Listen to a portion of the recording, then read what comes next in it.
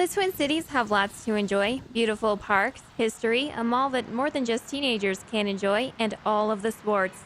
I visited the area to check out some baseball back in August, and I also light railed it around for a day before my evening flight after a Wisconsin trip in October. During the first visit, I wanted to baseball all the things.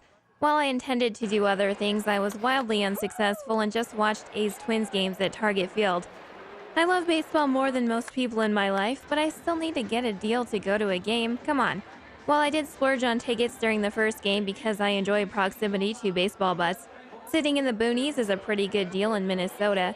The view from the 200 level behind the outfield is in the mid-20s range. Not bad.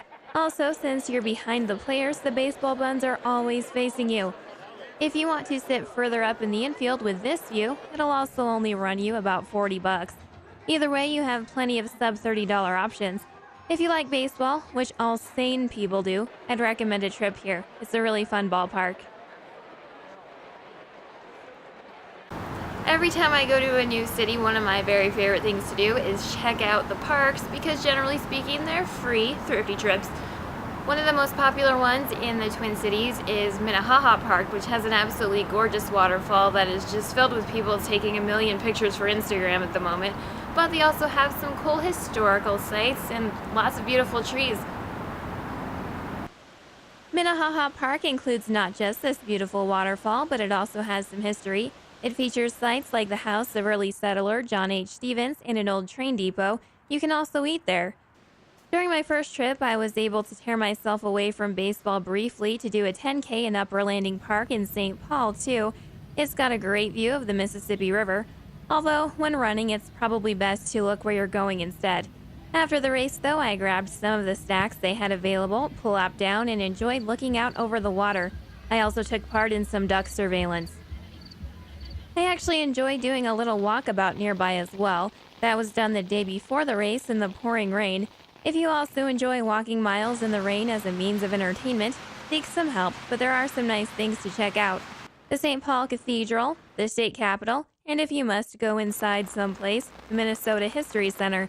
The museum has a $12 admission fee for adults, 10 for seniors, students, and military, and 6 for kids.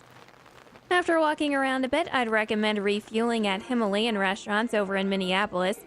It's not too far away from the Lake Street stop on the light rail. The restaurant features Indian, Nepalese, and Tibetan dishes. There's an $11.95 lunch buffet. The menu includes all sorts of tasty appetizers, meat-free entrees, and meat-packed dishes. With these prices, they're practically giving food babies away for free.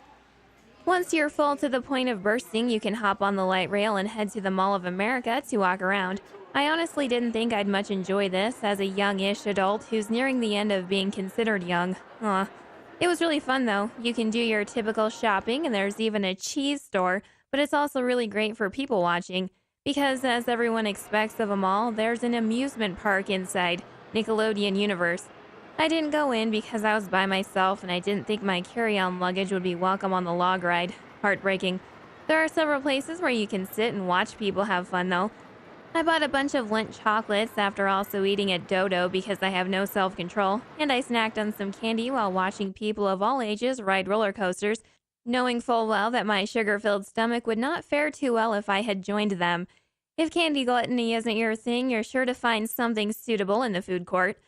Between the parks, the history, the baseball buns, and the happiest mall on earth, there are plenty of affordable things to check out in the Twin Cities.